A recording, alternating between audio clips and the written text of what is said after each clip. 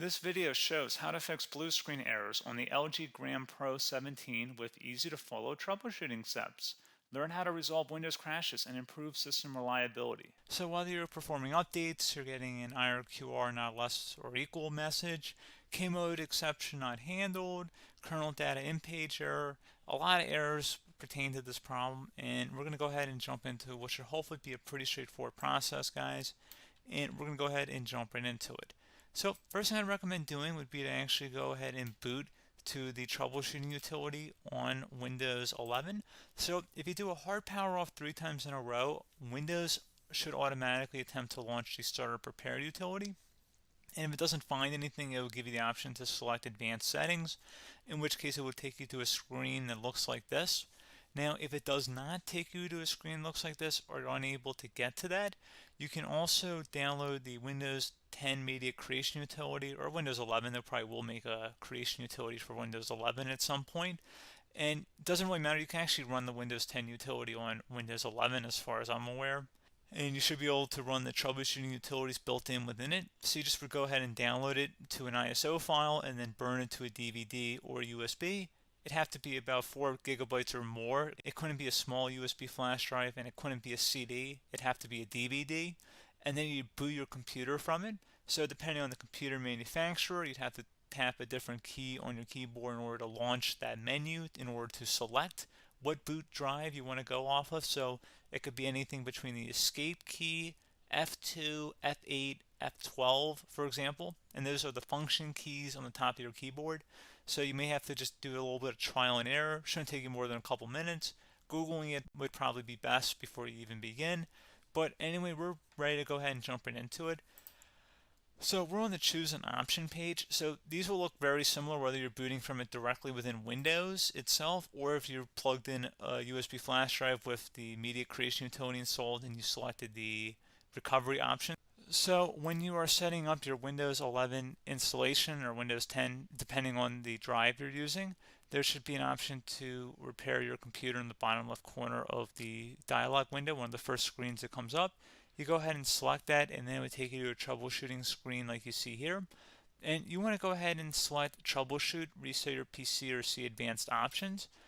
And then there are going to be a whole bunch of options in here that we're going to explore in today's video. The first one, we're going to actually go underneath advanced options and then select startup prepare, fix problems that keep Windows from loading. So go ahead and select that first.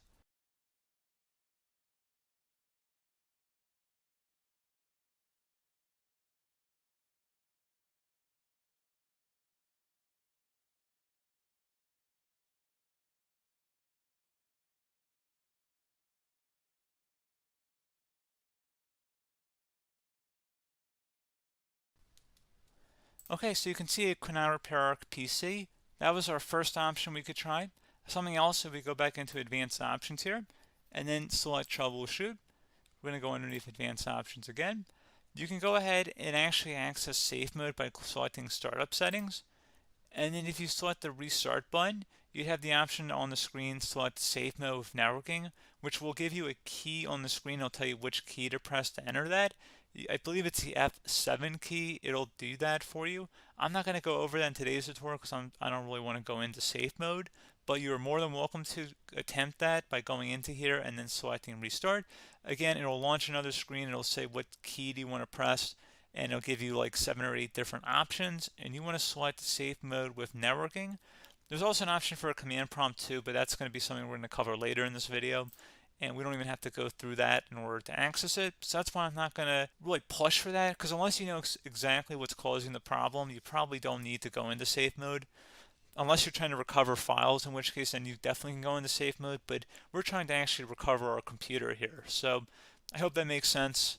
Something else we can also try here as well would be to uninstall updates, remove recently installed quality or feature updates from Windows. So if you go ahead and select that, you can uninstall the latest quality updates, which generally is the more day-to-day updates. Feature updates are the less regularly released ones, like the big ones. I would equate it to service packs in like Windows 7 and Windows Vista and Windows XP. So larger updates that occur once or twice a year at most. And the quality updates are more just a regular update. So probably obviously depend. It'll take longer if you're going to try and uninstall the latest feature update versus quality update, and maybe you don't need to go back that far. So just giving you guys a couple of pointers with that. Something else you can also look at here, and we're going to jump into the command prompt in a little bit, but you can select System Restore, which will use a restore point recorded on your PC to restore Windows. And this is something I would highly recommend here, guys. So select Next. Assuming you have a restore point saved on your computer, you go ahead and select the most recently created one, and you'll select Next, and then you'll select the drive. You shouldn't actually have to select the drive. You can scan for affected programs, but we're going to keep it all default here, and then we're going to select Finish. So once started, System Restore cannot be interrupted. Do you want to continue? I think we're going to select yes. I don't think we have anything better to do on our computer right now, so just give it a moment here to initialize. It will take a couple minutes to run, obviously depending on how large your hard drive is and how much is saved on the System Restore point. So just give it a couple minutes here.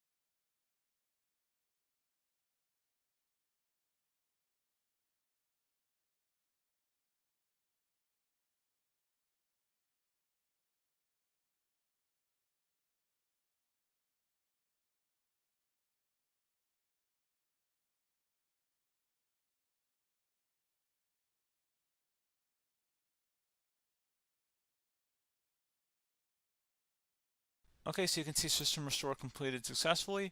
The system has been restored. Your documents have not been affected. Click the Restart button to restart your computer. Go ahead and select Restart.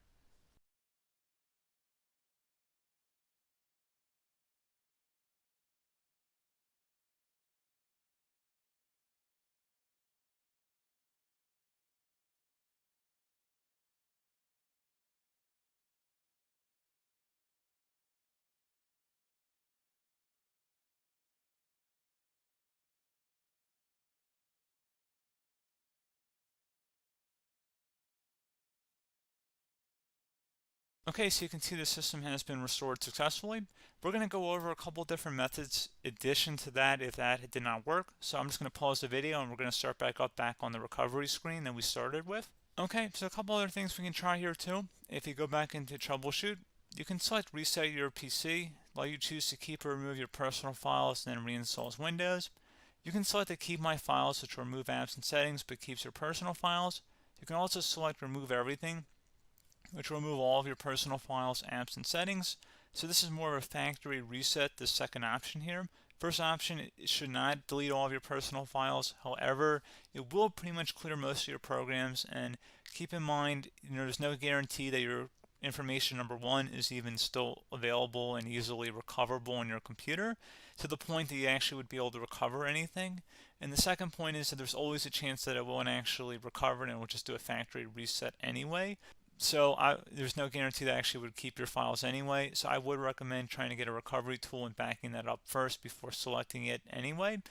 But again, those are a couple different options. And then something else you can try here if you go back to the choose an option. Another option, if you go underneath choose an option and select troubleshoot, advanced options, and now select where it says command prompt. Okay, so the first thing we should do is type our main hard drive here. In most cases, it should be the C drive. So you just do a C colon and then hit enter on your keyboard. So once you're underneath the C drive, we're going to type in dir and then hit enter on your keyboard. It should have program files, users, and Windows all in there. That's how you know you're in the right directory.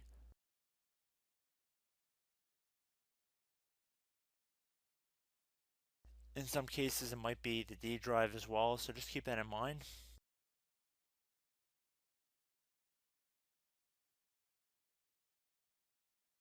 Next thing we're going to do is type in cd space / Windows / system 32 / config, and then you're going to hit enter on your keyboard.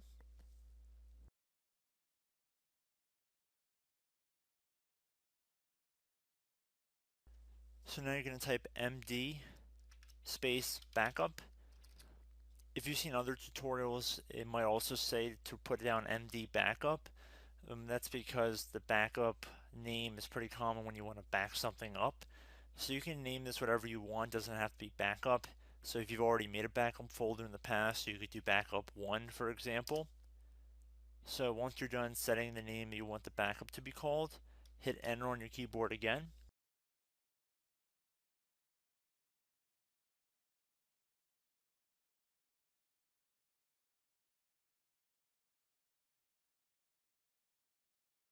At this point you want to type copy, C-O-P-Y, space, then you want to do the star symbol above the 8 key, then do a period or a dot, whatever you want to call it, then another star sign, and then another space, and then type backup, and then hit enter on your keyboard.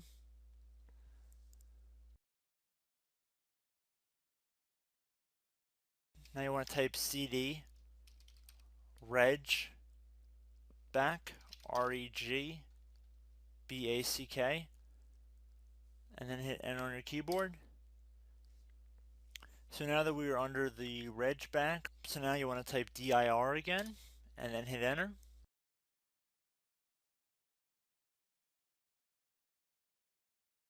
So now at this point we're going to type copy again. So copy, space, star sign, dot, another star sign, space, and then 2 dots. So we're going to type copy, space, star sign, dot, sign, star sign, dot, dot, and then hit enter on your keyboard again. So for overwrite, you want to overwrite all.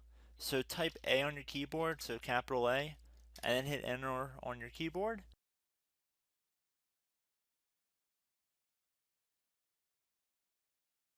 So at this point, you should be good to go. You can close out of the command prompt window. And if you accidentally continue to Windows 10, you should be all set. So I hope one of these 3 or 4 different methods we went through in this tutorial helped you guys out.